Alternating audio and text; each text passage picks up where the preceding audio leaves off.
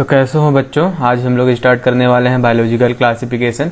तो पहले स्टार्ट करेंगे, जो पहला लाइन है इसका ये, it was done instinctively not using criteria that were scientific but born out of a need to use organism for our own use for food, shelter and clothing. इस line के बारे में हम लोग पिछले क्लास में भी डिस्कस कर चुके हैं कि नहीं।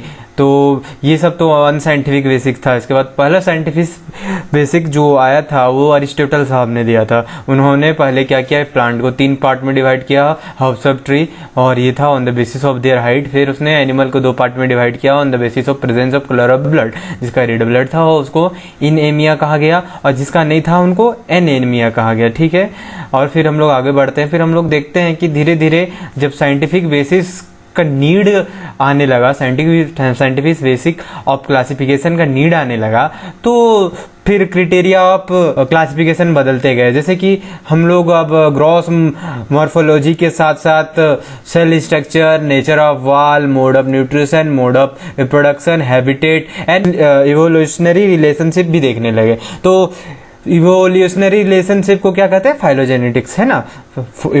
Study of evolutionary relationship is called phylogenetics, है ना। ये सब तो पता ही है। तो फिर चलिए अब हम लोग आगे बढ़ते हैं और आगे देखते हैं 5 किंगडम क्लासिफिकेशन। तो 5 किंगडम क्लासिफिकेशन दिया गया था आर.एच. व्हिटेकर साहब के द्वारा।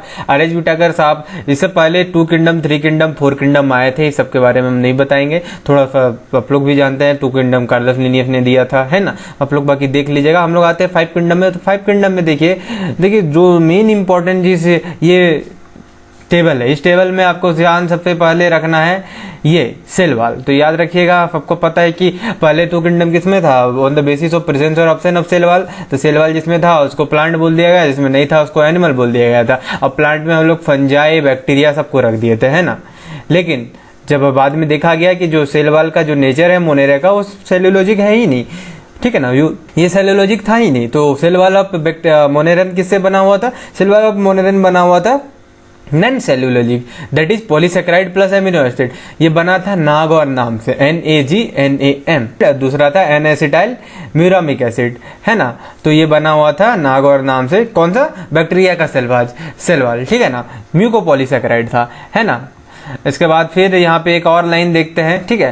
Protista is most diversified kingdom, it contain species from all kingdom. इसका लाइन का मतलब समझिए। आप जब भी प्रोटिस्टा किंगडम देखिएगा, देखिए प्रोटिस्टा किंगडम कब बनाया गया था, 3 किंगडम क्लासिफिकेशन के बाद, है ना। तो उसमें क्या किया गया था, जितने भी किंगडम से यूनिसेलुलर ऑर्गेनिज्म से सबको उठा के इसमें रख दिया गया था। जैसे हम लोग प्रोटिस्टा में मिक्सोमाइसिटिस पढ़ते हैं कि नहीं। तो मिक्सोमाइसिटिस क्या है, फंजाई है। फंजाई का एक फंजाई का एक डिवीजन था जिसको फंजाई में रखा गया था, लेकिन चूंकि ये यूनिसेलुलर होते तो फंजाई से हटा के प्रोटिस्टा में डाल दिया। अब आइए अमीबा क्या है, एनिमल है, लेकिन उसको हम लोग किसमें डाल दिए हैं, प्रोटिस्टा में, है ना। कैरेक्टर के बेसिस पे यूनिसेलुलर और यूकैरियोटिक जहां देखा प्रोटिस्टा में डाल देंगे, ठीक है। इसके बाद फिर प्लांट में भी बहुत सारे, जैसे क्लेमाइडोमोनास क्या है, ग्रीन एल्गी है, एल्गी क्या है, प्लांट है। तो प्लांट, लेकिन इसमें हम लोग किसमें रखे हैं, प्रोटिस्टा में। तो यहाँ पे एक इंपॉर्टेंट क्वेश्चन आ जाती है, क्वेश्चन एग्जामिनर यहाँ आप लोग को फंसाने के लिए दे सकता है कि जैसे कि आपका एग्जांपल में ये उठा देगा क्लेमाइडोमोनास, दे देगा क्लेमाइडोमोनास बिलोंग्स टू, ऑप्शन में रहेगा प्रोटिस्टा, दूसरा रहेगा मोनेरा, तीसरा रहेगा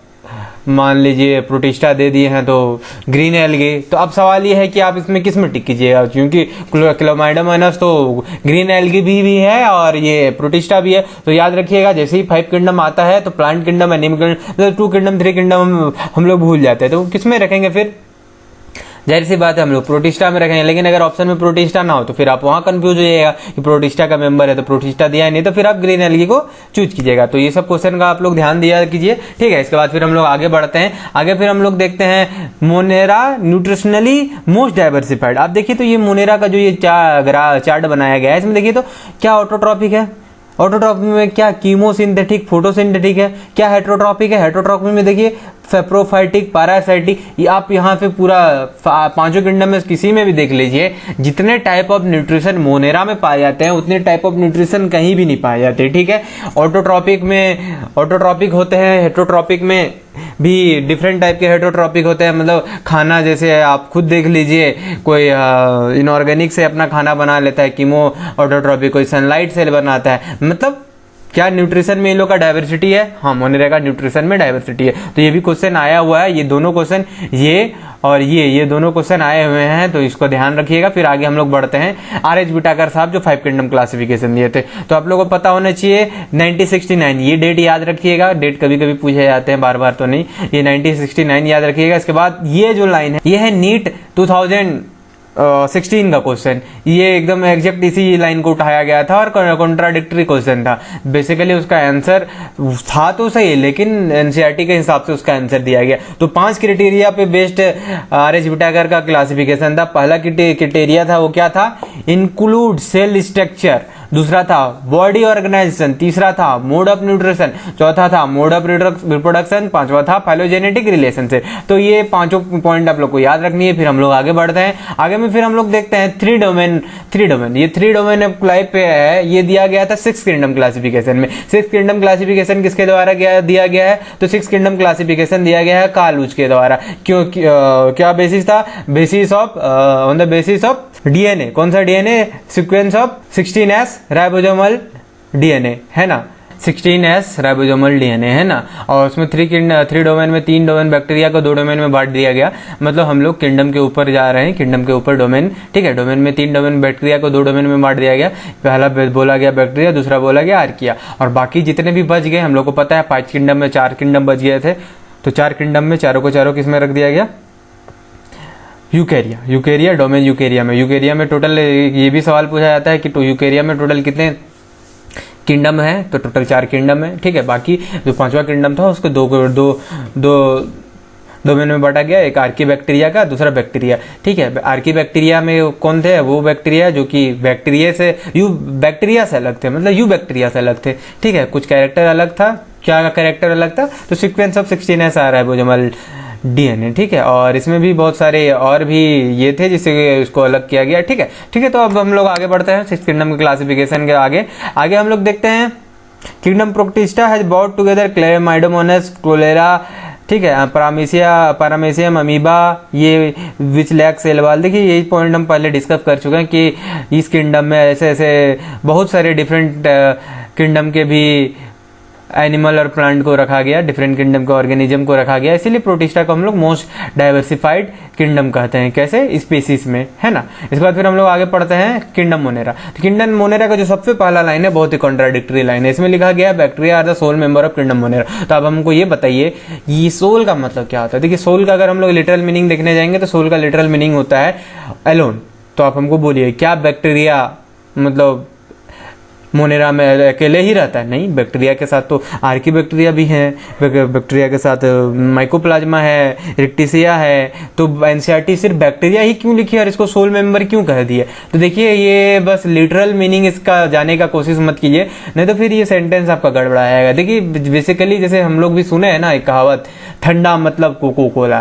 तो इसका मतलब क्या, ठंडा जो है कोको कोला ही बनाता है, स्प्राइट नहीं है, थम्स अप नहीं है, माजा नहीं है। तो इसका बस ये मतलब है कि मेजोरिटी, ठीक है, मतलब मेजोरिटी ऑफ लोग कोको कोला पसंद करते हैं। तो वही जब स्टार्ट और वैसे भी कोल्ड ड्रिंक की नींव भी इसने रखी थी, तो वही बात है, बैक्टीरिया मेजोरिटी है, इसीलिए इसमें एनसीईआरटी ने इसको लिटरल मीनिंग ना लेते हुए ऐसे समझिए कि बैक्टीरिया मतलब मोनेरा मतलब बैक्टीरिया, ठीक है। क्या कैसे समझना इस लाइन को, मोनेरा मतलब बैक्टीरिया, ठीक है। बाकी इसका लिटरल मीनिंग में मत जाइए, ठीक है। फिर आगे हम लोग देखते हैं 4 तरह के on the basis of their shape, cocci, bacilli, spirilla, vibrio, ये सब तो जानते ही हैं, ठीक है।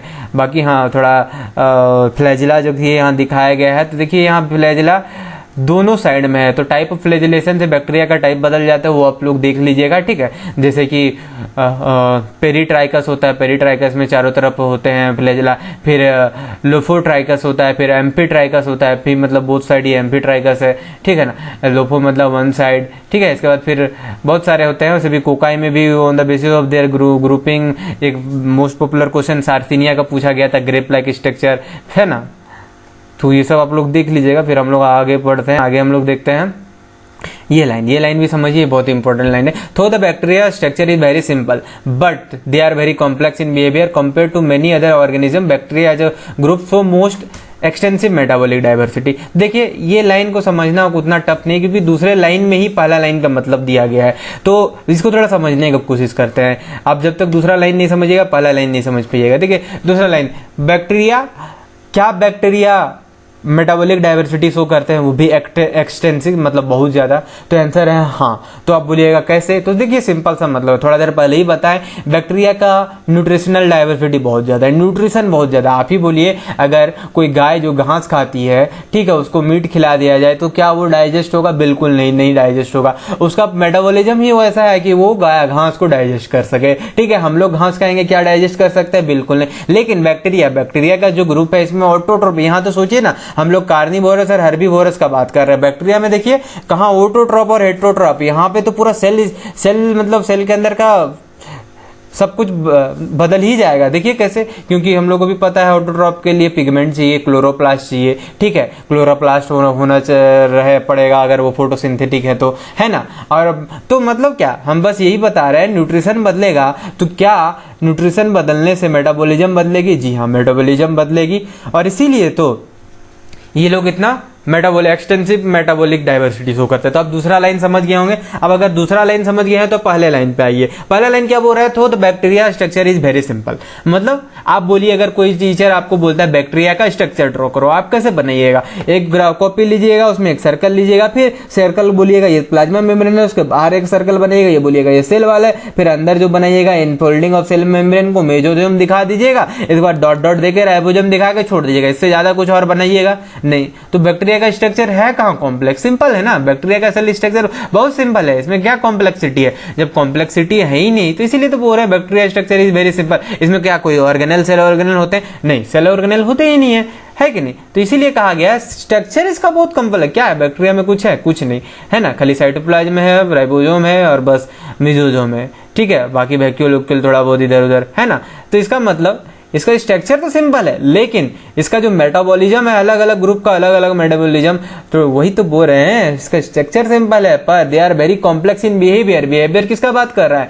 मेटाबॉलिज्म का, ठीक है। बिहेवियर मतलब आप वो वाला इंसान वाला हालचाल बिहेवियर मत समझिए। यहाँ पे बायोलॉजी है ना, तो बायोलॉजिस्ट टाइप का सोचिए। यहाँ पे ये जो बिहेवियर की बात हो रही है, ये बात हो रही है मेटाबॉलिज्म की, ठीक है। इसके बाद एक और लाइन ये भी पूछा जा चुका है, vast bacteria are heterotrophic. Autotrophic bacteria कम होते हैं, मेजॉरिटी क्या होते हैं? हेटेरोट्रोपिक होते हैं। चलिए अब हम लोग आते हैं आर्की बैक्टीरिया में। तो आर्की बैक्टीरिया में दो चीज हम बहुत इंपॉर्टेंट है जो आपको जाननी चाहिए। जैसे हम लोग यूनिट मेम्ब्रेन मॉडल हम लोग पढ़े थे ना, प्लाज्मा मेम्ब्रेन का यूनिट मेम्ब्रेन मॉडल। तो यूनिट मेम्ब्रेन मॉडल जो प्लाज्मा मेम्ब्रेन का था वो क्या बोलता है कि सारे ऑर्गेनिज्म के सेल मेम्ब्रेन एक ही है। यस, यही गड़बड़ है।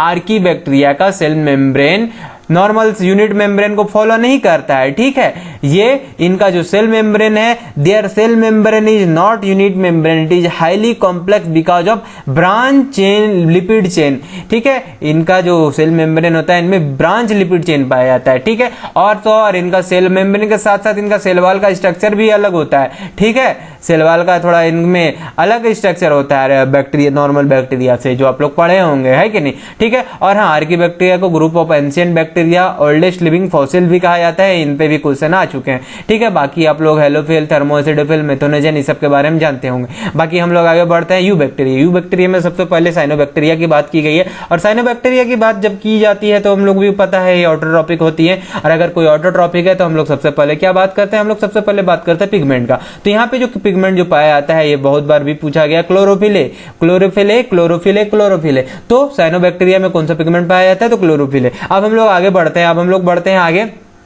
Chemosynthetic autotrophic bacteria, eubacteria which are chemosynthetic and autotrophic, ठीक है। तो इन सब बैक्टीरिया का एक लाइन दिया गया है, तो इसके बारे में क्या बताएंगे? आप लोग जानते ही हैं, है ना। इसके बारे में बस इतना जानना रखिए, they play a great role in recycling nutrient like nitrogen, phosphorus, iron and sulphur. ये बहुत सारा बुक में मिल जाएगा। कीमोसिंथेटिक ऑटोट्रोपिक बैक्टीरिया, फिर बोल रहा हूं chemosynthetic autotrophic bacteria help in recycling of nutrient like और nitrogen, phosphorus, iron and sulphur. चलिए इसको समझिए, आप हमको ये बताइए कोई भी कीमोसिंथेटिक ऑटोट्रॉपिक है, क्या है पहली बात, कीमोसिंथेटिक है, दूसरा ऑटोट्रॉपिक है। तो जाहिर सी बात है अगर ये कीमोसिंथेटिक खुद से खाना बना रहा है तो केमिकल को यूज करेगा ही। तो केमिकल कौन सा यूज करेगा? नाइट्रोजन, नाइट्रेट, फॉस्फेट जो सॉइल में प्रेजेंट है, तो सॉइल में प्रेजेंट होगी या किसी डेड ऑर्गेनिज्म से लेगा। तो ये अपना खाना बनाने के लिए तो यही सब करना यूज करेगा इनऑर्गेनिक का। तो ये खाना बनाने के बाद जब मर जाएगा तो क्या करेगा? इसको वापस रिलीज कर देगा, या नहीं तो ये खाना बना रहा है तो हो सकता है ये सिम्बायोटिक एसोसिएशन भी करता होगा। तो अगर ये सिम्बायोटिक एसोसिएशन कर ले तो क्या वो उस वक्त जो नाइट्रोजन बना रहा था वो जरूर वो दे देगा प्लांट को जो इसको चाहिए। जी हाँ, यही तो है नाइट्रोजन साइकिलिंग जो हम लोग नाइट्रोजन साइकिल में पढ़ते हैं। या नहीं तो यही तो है क्या रिसाइकलिंग ऑफ न्यूट्रिएंट। या तो हम नाइट्रोजन का एग्जांपल बताइए, ऐसे ही तो फॉस्फोरस भी हो सकते हैं। तो ये लाइन इंपॉर्टेंट है, ये लाइन आगे भी हम लोग पढ़ेंगे। फिलहाल कीमोसिंथेटिक ऑटोट्रॉपिक में क्या काम करते हैं bacteria? They help in recycling of nutrient. फिर आगे हम लोग बढ़ते हैं, फिर वही बात जो हम लोग पहले बोले, heterotrophic bacteria are most abundant, heterotrophic ज्यादा है नंबर में। आगे हम लोग 3-4 डिजीज के बारे में पढ़ेंगे जो बैक्टीरिया द्वारा कॉज की जाती हैं। इस एनसीईआरटी में इसके नाम दिए हैं, इसके कॉजेटिव एजेंट नहीं है, इनके कॉजेटिव एजेंट मैं बता देता हूँ, बहुत इंपॉर्टेंट है, याद रखिएगा। कोलेरा, कोलेरा कौन कॉज करता है? Vibrio cholerae. टाइफॉइड, टाइफॉइड कौन कॉज करता है? Salmonella typhi. ये हम लोग डिजीज में, हेल्थ एंड डिजीज में भी 12 में पढ़ेंगे। टिटनस, टिटनस कॉज करता है, कौन कॉज करता है? तो क्लोस्ट्रिडियम टिटानी। फिर साइट्रस कैंकर, ये याद रखिएगा, जेंथोमोनास साइट्राई। ठीक है, आगे हम लोग पढ़ते हैं बैक्टीरिया में, याद रखिएगा sexual reproduction is absent in bacteria. फिर से रिपीट कर रहा हूं, sexual reproduction is absent in bacteria. चलिए इस बात को समझने की कोशिश करते हैं। एनसीईआरटी क्या बोली है? They also reproduce by sort of sexual reproduction. वो रिप्रोडक्शन तो करते हैं, सॉर्ट ऑफ सेक्सुअल रिप्रोडक्शन। देख लीजिए, ये नहीं बोला it is sexual reproduction, sort of sexual मतलब थोड़ा बहुत सेक्सुअल रिप्रोडक्शन टाइप का। और जी हाँ, यहीं से स्टार्ट होती है सेक्सुअल रिप्रोडक्शन की कहानी, जो हम लोग इवोल्यूशन में पढ़ते हैं ना, कैसे हम लोग में सेक्सुअल रिप्रोडक्शन इवॉल्व हुआ। अरे शुरुआत में तो बैक्टीरिया ही आया था ना, ये जो हम लोग बोल रहे हैं फाइलोजेनेटिक रिलेशनशिप। फाइलोजेनेटिक रिलेशनशिप क्या है? वही तो दिखाते हैं हम लोग। ये पहले बैक्टीरिया था, बैक्टीरिया से ग्रो करके पहले मोनेरा था, मोनेरा से किंगडम, कौन किंगडम बना? मोनेरा से प्रोटिस्टा बना, प्रोटिस्टा से फिर 3 किंगडम अलग हुए, प्लांट अलग, एनिमल अलग, फंजाई अलग। यही तो है हिस्टोलॉजी, सॉरी यही तो है फाइलोजेनेटिक्स, है ना। इसका हम डायग्राम आपको दिखा देंगे। ठीक है, तो चलिए आगे देखते हैं। यहाँ जो सॉर्ट ऑफ सेक्सुअल रिप्रोडक्शन, अगर क्वेश्चन आता है क्या बैक्टीरिया सेक्सुअल रिप्रोडक्शन करता है, तो नहीं करता है। क्वेश्चन आता है क्या bacteria sort of sexual reproduction करता है? जी हाँ, बिल्कुल करता है। और आप लोगों को पता होना चाहिए पिलीन टू पिलाई जो होता है ना, पिलाई सेक्सुअल बैक्टीरिया का जो स्ट्रक्चर पिलाई है, छोटा छोटा जो हम लोग सेल में पढ़े थे, उसी के थ्रू ना अपना डीएनए को ट्रांसफर करता है दूसरे में, है ना, वही है सॉर्ट ऑफ सेक्सुअल रिप्रोडक्शन। दूसरा चीज, bacteria reproduce by binary fission, mainly by. तो बैक्टीरिया में जान लीजिए कोई डिवीजन उतना होता ही नहीं है, स्पोर भी कम ही बनता है। तो स्पोर भी कब बनता है? जब अनफेवरेबल कंडीशन हो। तो फेवरेबल कंडीशन में इसीलिए कहा गया मेनली, क्योंकि इनका डिवीजन मेनली फिजन के, बाइनरी फिजन के द्वारा होता है। ठीक है, चलिए अब हम लोग आगे जानते हैं माइकोप्लाज्मा। तो माइकोप्लाज्मा को हम लोग जोकर प्लांट किंगडम कहते हैं। ये इसके बाद सेल वाल नहीं होता है, और सेल वाल नहीं होता है तो ये अपना शेप बदल सकता है, इसलिए इसको जोकर प्लांट किंगडम भी बोलते हैं। चलिए आगे हम लोग बढ़ते हैं। आगे अब हम लोग बात करेंगे किंगडम प्रोटिस्टा की। ठीक है, तो आज मैं थोड़ा स्पीड में बोल रहा हूँ, उसके लिए थोड़ा माफ कर देना, क्योंकि थोड़ा जल्दी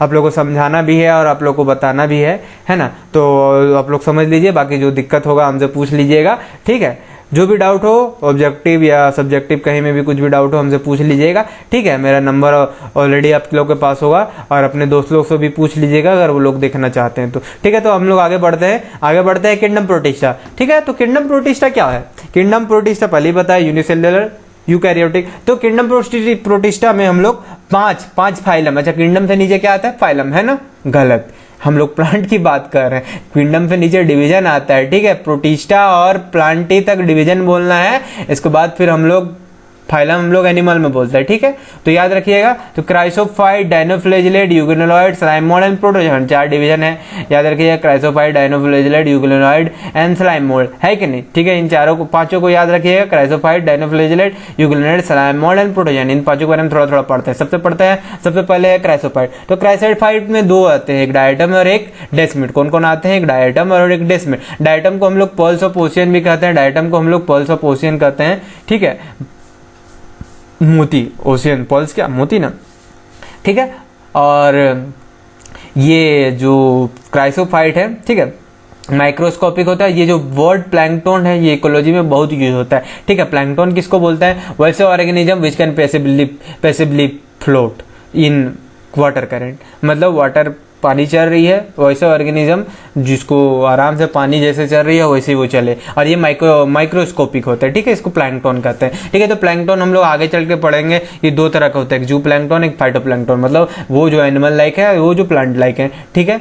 तो ये प्लैंकटन है कौन? ये क्राइसोफाइट ही है, ठीक है। और क्राइसोफाइट के बारे में और बोल दें जो बहुत इंपॉर्टेंट है, ये वाला उसका जो सेल वाल है, ठीक है, या उसका सिलिका का बना रहता है, और सोप बॉक्स देखे, एक नीचे छोटा रहता है, एक ऊपर बड़ा रहता है, देखे ना सोप बॉक्स, साबुन का डब्बा जो होता है, वैसे ही इसका सेल स्ट्रक्चर भी रहता है। नीचे वाला को हाइपोथिका बोलते हैं, ऊपर वाला को इपिथिका बोलते हैं, ठीक है। और इनका सेल डिवीजन ऐसा होता है कि इनका धीरे धीरे साइज घटते जाता है, ये आप लोगों ने आई होप पढ़ा होगा, ठीक है। फिर आगे हम लोग देखते हैं, यही इनका सेल जो है सिलिका से है, और हाँ, यही सिलिका जब ये डेथ कर जाते हैं, ये डिपॉजिट हो जाता है, और जो समुद्र में जो बालू देखते हैं या जो सैंड है, वो उसे हम लोग डायटोमेसियस अर्थ कहते हैं, जो क्राइसोफाइट द्वारा ही बनाई गई है। और ये डायटोमेसियस अर्थ, इसका बहुत सारा इंपॉर्टेंस है। जैसे डायटोमेसियस अर्थ को हम ये लोग ग्रेटी होते हैं, मतलब ग्रेटी बालू छुए ग्रेटी रहता है ना, है ना, तो इसीलिए वो पॉलिश उलिश करने में, रिफाइनिंग करने में, वाइन का रिफाइनिंग में, फिर आपका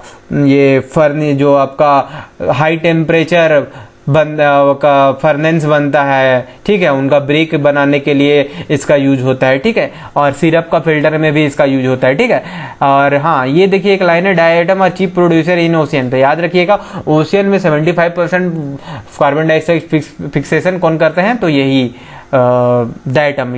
इकोसिस्टम में आप पढ़े होंगे ना, प्लैंकटन ही क्या इकोसिस्टम में जो प्राइमरी प्रोड्यूसर होता है कौन होता है? फाइटोप्लैंकटन, तो वही तो है ये, याद है या इकोसिस्टम, हाँ, वो एक्वेटिक इकोसिस्टम फाइटोप्लैंकटन, तो वही तो है ये, इसीलिए तो बोल रहा हूँ चीफ प्रोड्यूसर इन इस ओशियन, है ना। चलिए आगे बढ़ते हैं, क्योंकि ये ओशियन में ही ज्यादा पाया जाता है। आगे क्राइसोफाइट से आगे हम लोग बढ़ते हैं डायनोफ्लैजेलेट। तो हम लोग अब तक पढ़े थे यूकैरियोटिक, प्रोकैरियोटिक, अब तीसरा वर्ड जो आता है मीजोकैरियोटिक। तो मीजोकैरियोटिक भी किस में आता है? मीजोकैरियोटिक क्या होता है आप लोगों को पता होगा, ये आप लोगों को होमवर्क है, मीजोकैरियोटिक क्या होता है देखिएगा, ठीक है। तो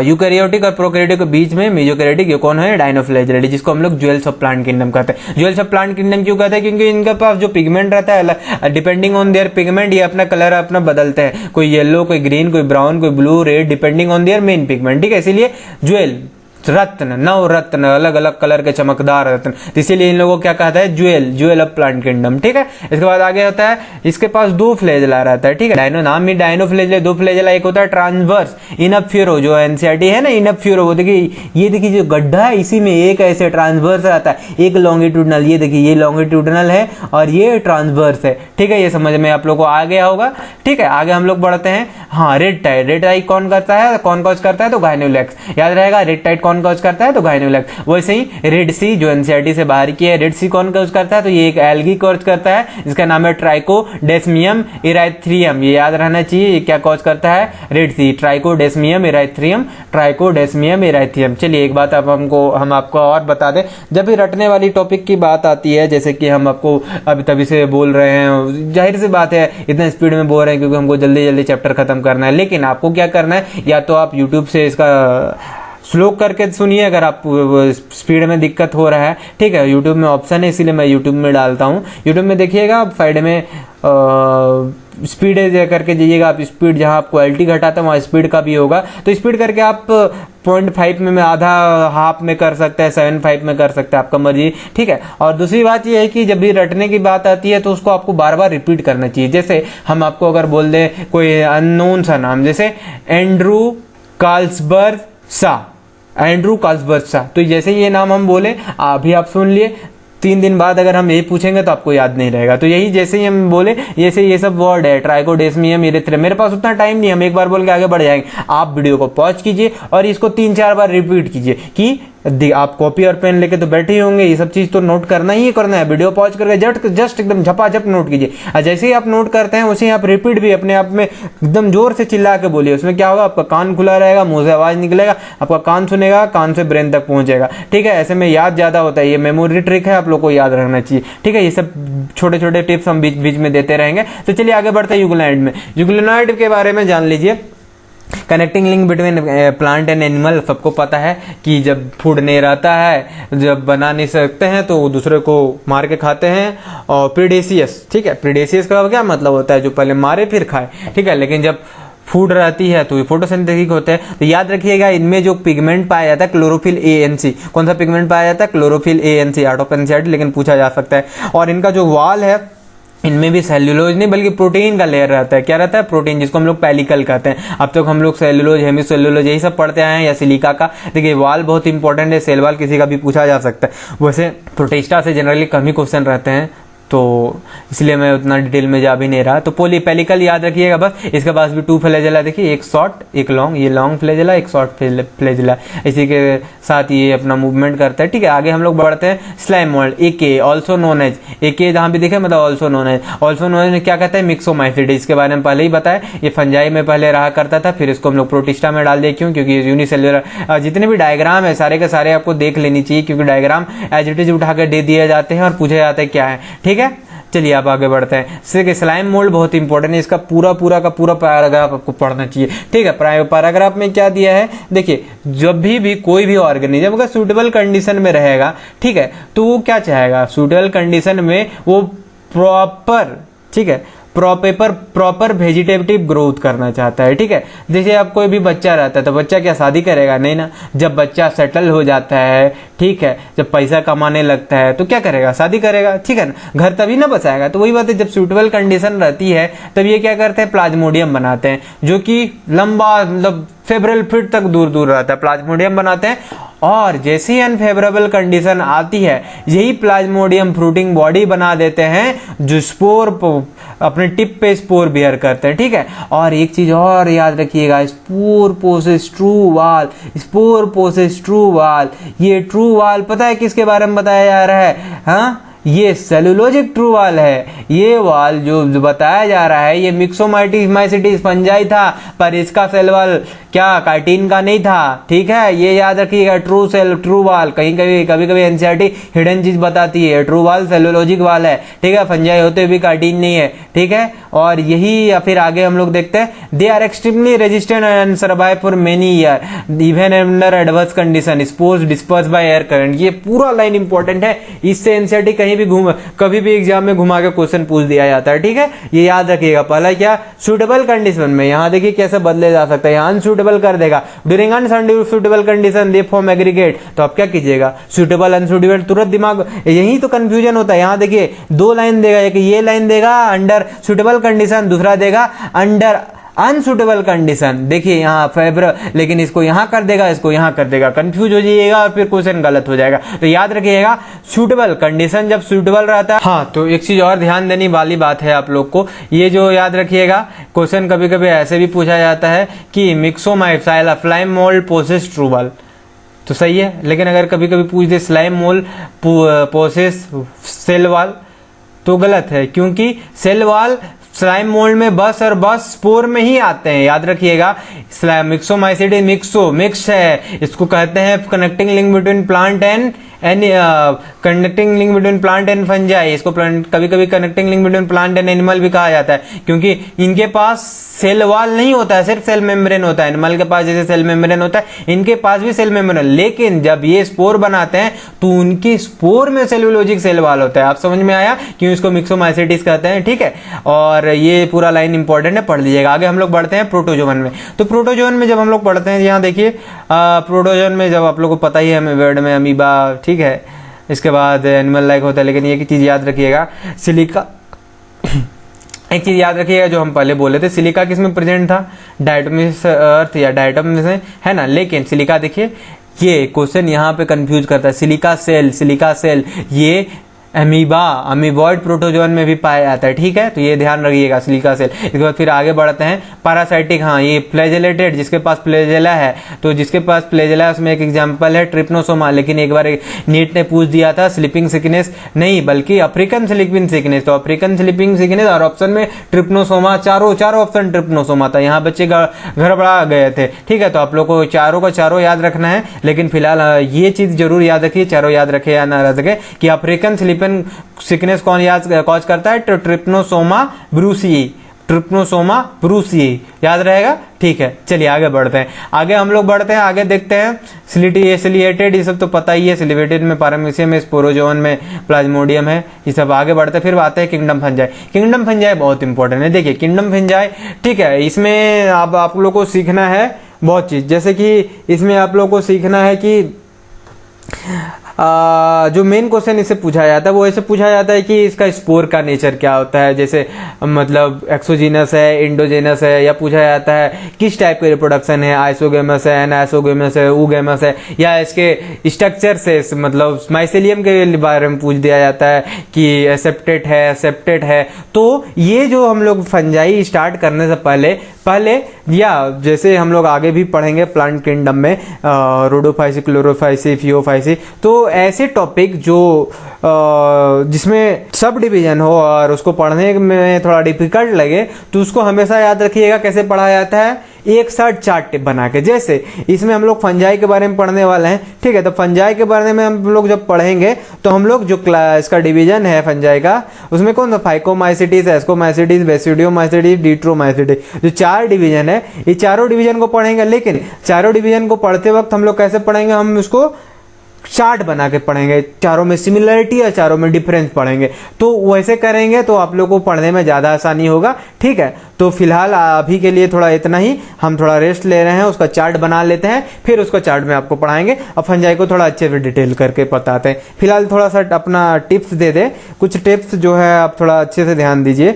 आप लोग मेरा वीडियो देखने आते हैं, आप लोग सबके सब, और पूरा वीडियो देखते हैं और सब कोई लाइक भी करते हैं, उसके लिए थैंक यू, ठीक है। लेकिन थोड़ा सा अब हम आपको थोड़ा अपना पर्सनल नॉलेज शेयर कर रहे हैं, ठीक है। तो अब इसको ध्यान से सुनिए, ठीक है। अगर आप वीडियो नॉलेज के लिए नहीं, भी आपके कोई दोस्त हैं जो नॉलेज के लिए नहीं देखना चाहते, जिसको डॉक्टर नहीं बनना है, जिसके पेरेंट जानबूझ के प्रेशर दे रहे हैं, तो मैं तो उन्हें सजेस्ट करूंगा कि डॉक्टर ना ही बने। क्या है फालतू का, अपना पापा का सपना पूरा करने में तुम अपना सपना गवाओगे, है ना। सो तुम वही करो जो तुमको अच्छा लगता है। बहुत टीचर मना करेगा, लेकिन हम भाई अलग टीचर हैं, तो भाई तुमको जो अच्छा लगता है, तुम्हारा जो मन है वही करो। फालतू का डॉक्टर नहीं बनना है, क्योंकि डॉक्टर बनना एक अंधा कुआं है, ठीक है। आप इतने जल्दी, मतलब अगर आप पहली बात तो फर्स्ट टाइम में डॉक्टर इतना जल्दी क्लियर होता भी नहीं है, सबको पता है। जो डॉक्टर का तैयारी कर रहे हैं सबको पता है। आप 11th-12th में होंगे तो आपको नहीं समझ में आ रहा होगा, धीरे धीरे समझ में आएगा, ठीक है। तो अगर आप ज़बरदस्ती पढ़ाए तो छोड़ दीजिए, ठीक है। यहाँ पे देखिए हम क्या सजेशन देना चाहते हैं। लेकिन अगर आप पढ़ने आए हैं मेरा वीडियो ये सोच के कि डॉक्टर बनना है, तो हम जो बीच बीच में जो टिप्स देते हैं, तो कम से कम ये सुनने आ जाएगा कि ये वीडियो देखे या ना देखे, मेरा टिप्स सुन लीजिए, आप लोग को अच्छा लगेगा, ठीक है। आप भले ही डॉक्टर ना बन पाए, लेकिन बाद में कहीं ना कहीं चल के अपना लाइफ में कहीं ना कहीं कुछ ना कुछ सक्सेस अचीव कीजिएगा, ठीक है। तो सक्सेस पाने का सिंपल सा तरीका है कि आपको सबसे पहले कुछ नियम फॉलो करने। कोई भी इंसान सक्सेसफुल नहीं बनता है। कोई भी इंसान जिसको आप राह चले, भिखारी भी क्या सोचता है कि भाई हम भी रईस बन जाए, पर वो क्या बन सकता नहीं, क्योंकि वो कभी दिल से सोचता ही नहीं है। वो कभी सोचता ही नहीं, वो सोचता है कि हम कोड़ियाते हैं, भिखारी रहेंगे, इसलिए वो भीख भी मांगता है कि नहीं। लेकिन देखिए दुनिया का कुछ मतलब थोड़ा कड़वा सच है, लेकिन आप लोगों को मानना पड़ेगा कि आपको अपने लाइफ में नियम बनाने। नियम कैसे बनाने हैं, तो सिंपल सा बात है, आपको कब पढ़ना है, कब इंजॉयमेंट करना है, कब खाना है, कब पीना है, उसका रूटीन बनना चाहिए, ठीक है। देखिए रूटीन मैं भी बोलता हूँ, परफेक्ट रूटीन एग्जिस्ट नहीं करती है। मैंने रूटीन पहले भी दिया है आप लोगों को कि ऐसे बनाइए, पर ये रूटीन में बहुत सारी दिक्कत है, ठीक है। क्योंकि देखिए आपको भी पता है, हम देने का तो भाई 24 घंटा 12 घंटा ही पढ़ने का क्यों दिए। पढ़ाने का तो आप लोग को 16 घंटा भी पढ़ सकते हैं, 5 घंटा रेस्ट लेंगे, 3 घंटा के लिए नहीं। लेकिन वो प्रैक्टिकल नहीं है। लाइफ में प्रैक्टिकल चीज़ों को फॉलो करना चाहिए। जैसे आप अगर सोचते हैं कि हम डॉक्टर बनेंगे, खूब पढ़ेंगे, नहीं हो सकता है। क्यों नहीं हो सकता है? क्योंकि आपके लाइफ में आप सोचिएगा बहुत पढ़ेंगे, कहीं ना कहीं कभी ना कभी मुश्किल आएगी ही आएगी। आपको भी पता है, अगर आपका दोस्त का बर्थडे है और एक हफ्ता बाद या 1 महीना बाद एग्जाम है, फिर भी आप तो उसको विश कीजिएगा ही ना।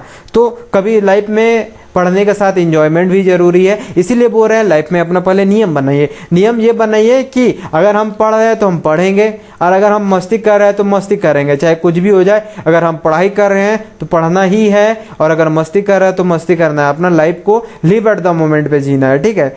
जिंदगी कैसे जीना है, मतलब एकदम लिव एट द मोमेंट, जैसा जी रहा है वैसे ही चलना चाहिए, ठीक है ना। मतलब पढ़ते वक्त किसी और का टेंशन नहीं है, और मजा करते वक्त पढ़ाई का टेंशन नहीं। तो ठीक है, कल सुबह से आप लोग एक काम कीजिए। सबसे पहला टिप्स जो मेरा है कि आप मॉर्निंग में उठा कीजिए, 6 बजे एटलीस्ट उठ जाइए।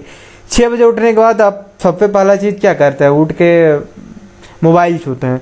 तो उठ के गलती से भी मोबाइल नहीं छूना है। Mobile is a source of negative energy, you must not touch that object, ठीक है। आपको मोबाइल सुबह उठ के उठना ही नहीं चाहिए, छूना ही नहीं चाहिए। देखिए ऐसे बोलने का तो बहुत बाबा गुरु लोग बोलता है मेडिटेशन करो, ये करो, खैर लेकिन आप लोग उसका बात तो मानिएगा नहीं, तो मेरा भी नहीं मानिएगा।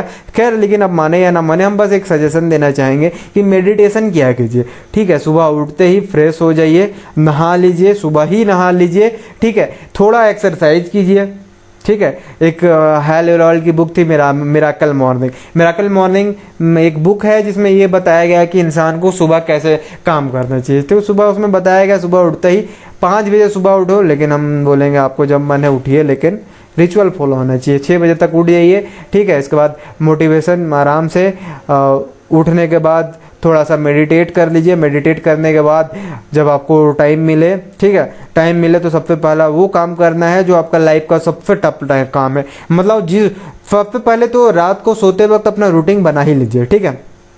रात को सोते वक्त अपना रूटीन बना लीजिए। रूटीन ऐसा बनाइए कि आप अच्छे से मतलब अगले दिन उसको फॉलो कर सके। रात को एकदम रूटीन बना ही लेना है, और रूटीन में ये ध्यान देना है जो मॉर्निंग में जो सबसे पहला काम करना है। तो याद रखिएगा, एक बुक का नाम था ईट दैट फ्रॉग। अगर हम आपको बोले एक मेढक को खाइए, ठीक है, तो आप मेढक को कब खाना पसंद कीजिएगा? तो उस बुक में लिखा गया है सबसे सुबह, ठीक है। क्यों? क्योंकि सबसे सुबह ही आपका दिमाग उतना एक्टिव रहेगा कि आप अपना उतना दिमाग लगा के अपना दिमाग को बुड़वक बना के बोलिएगा ये हम मेढक नहीं चिकन खा रहे हैं, ठीक है। वो आप हम बोल दिए मेढक खा रहे हैं इसीलिए आप उसे सोच रहे हैं, लेकिन अगर वही मेढक को ही हम चिकन में मिला के अच्छे से बना के आपके सामने सौंप दे तो आप खा लीजिएगा बेहिचक, अगर आप नॉन वेजिटेरियन है तो, है ना। तो इस बुक में ऐसे ही कहानी बताई गई है, लेकिन हम वो उसमें नहीं जाना चाह रहे। हम बस इतना बताने का कोशिश करें जो सुबह का जो काम होता है, सुबह वही काम कीजिए जो आपको सबसे टफ लगता है। मतलब सुबह सबसे टफेस्ट काम करना चाहिए, ठीक है। सुबह वो काम के लिए होता है जो सबसे टफेस्ट काम होता है, ठीक है। तो आपका सबका अपना अपना डिफरेंट है। सबसे टफेस्ट काम क्या है? किसी का फिजिक्स टफ है, किसी का केमिस्ट्री, किसी का बायो। तो सुबह सबसे पहले वही टफेस्ट काम को खत्म कीजिए, फिर अपना दिन स्टार्ट कीजिए, ठीक है। तो बस बाकी जो हम रिचुअल बताए हैं कि कैसे फिजिक्स केमिस्ट्री बायो पढ़ना, उसको फॉलो करते रहिए, है कि नहीं। बाकी और जो टिप्स है वो हम देते रहेंगे। फिलहाल क्या ध्यान देना है? सुबह जल्दी उठना है, ठीक है। अगर आप हमको मानते हैं तो कल से सुबह जल्दी उठा कीजिए, ठीक है। कल सुबह जल्दी उठिए, उठने के बाद फ्रेश होने के बाद थोड़ा सा मेडिटेशन कर लीजिए। मेडिटेशन में ये सोचिए कि आपका जो लाइफ का पार्ट है, ठीक है, आप अपने लाइफ में क्या करना चाहते हैं। वही कोई ज़रूरी नहीं है कि आप ये सोचिए कि हम डॉक्टर बनेंगे, कोई ज़रूरी नहीं है। डॉक्टर बनना तो बहुत छोटा काम है, ठीक है। वो 15 लाख बच्चा एग्जाम देता है तो 15 लाख में 30,000 का सिलेक्शन होता है कि नहीं? तो 30,000 15 लाख में 30,000 बच्चा अगर कर ले रहा है तो आम ही बात हो गई है ना। कुछ ऐसा काम कीजिए ना कि 15 लाख में मुश्किल से 1000 बच्चा करे, है ना। वैसे ही सोचिए, वैसे कुछ सोचिए और अपना तरीका से जैसे सोचना है सोचिए, और जैसे मतलब जो आपको अच्छा लगे मेडिटेशन में वही सोचा कीजिए, ठीक है।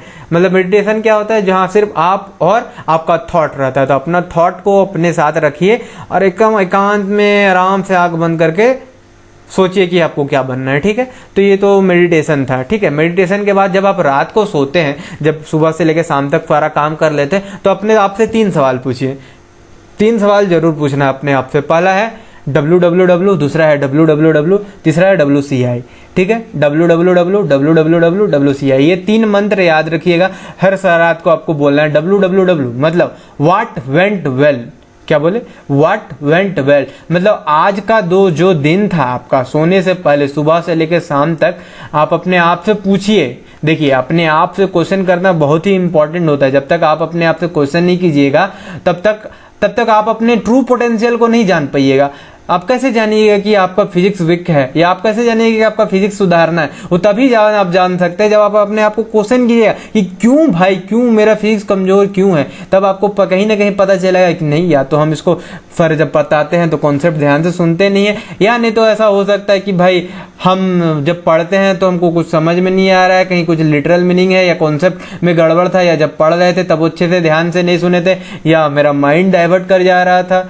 तो ये सब बेसिक चीज आप लोग को हर रात को पूछना चाहिए कि what went well, what went wrong, www, what went well, what went wrong, और तीसरा सबसे important WCI, what could be improved.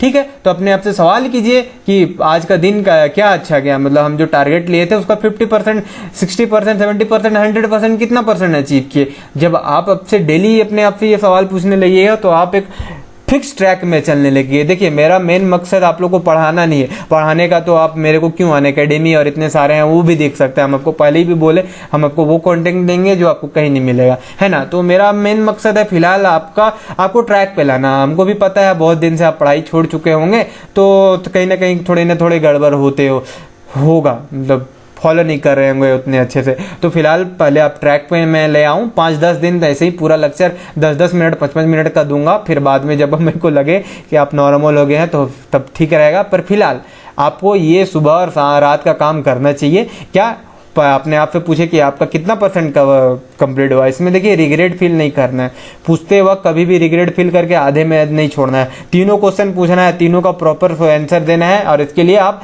10 minute से लेके 1 घंटा भी टाइम लगा लीजिए, कोई दिक्कत नहीं है। सेल्फ एनालिसिस में आप जितना टाइम लगाइएगा आपका अपने आप को उतना इंप्रूव कीजिएगा। डॉक्टर बने या ना बने एक अच्छा कामयाब इंसान जरूर बन सकते हैं, है ना। तो अपना सेल्फ एनालिसिस कीजिए कि आज का दिन क्या गया। आप अगर 50% भी उसका टारगेट अचीव किए हैं तो ठीक है, आप अपने आप को बोलिए, हर दिन अपने आप को बोलिए। जब आप ये सवाल अपने आप से पूछ लें कि आज का दिन अच्छा कितना अच्छा गया, तो अपने आप से डेली बोलिए कि अगला जो दिन होगा इसका कुछ ना कुछ परसेंट हम ठीक करेंगे। हो सकता है आपका पहला दिन आपका 50% रिवीजन कंप्लीट हुआ, दूसरा दिन 51% भी अगर आपसे रिवीजन हो रहा है मतलब आप सही ट्रैक पे चल रहे हैं, तीसरा दिन 52% कीजिए, चौथा दिन 55, फिर 60, फिर 70। अरे धीरे धीरे ना ग्रो कीजिएगा, है कि नहीं। दुनिया भी बनने में तुरंत थोड़ी बना था। 20,000 कितना 2 बिलियन एगो 2 billion years ago earth was form. आज देखिए, है ना, गैलेक्सी कब बना था 4 बिलियन एगो, और आज देखिए पूरा लाइफ, इतने सारे लाइफ फॉर्म है, हम लोग जान गए सब कुछ, है कि नहीं। कैसे जाने, टाइम लगा ना, धीरे धीरे आपको टाइम लगेगा। तो आप अपना टाइम दीजिए और अपने आप से डेली सवाल पूछिए कि मेरा क्या अच्छा गया और हम क्या इंप्रूव कर सकता है। What could be improve. वो इंसान हमेशा सक्सेस करता है जो हमेशा डेली कुछ ना कुछ सीखता है, अपने आप को इम्प्रूव करता है, ठीक है। और जब दूसरा जो सवाल है व्हाट कुड बी इम्प्रूव, है ना, और दूसरा जो सवाल है व्हाट वेंट रॉन्ग, तो आप अपने आप से ये भी पूछिए कि जो गलती की है आज, जैसे मेरा 70% कंप्लीट हुआ, 30% नहीं हुआ, तो 30% नहीं हुआ इसके पीछे क्या कारण है, इसको ढूंढने का कोशिश कीजिए। आपका कारण जान जाइएगा कि मेरा ये गलती है, तो अपने आप को सुधार बहुत जल्दी है। तो ठीक है, आज के लिए इतना ही लेक्चर काफ़ी है। तो इतना होने के बाद हम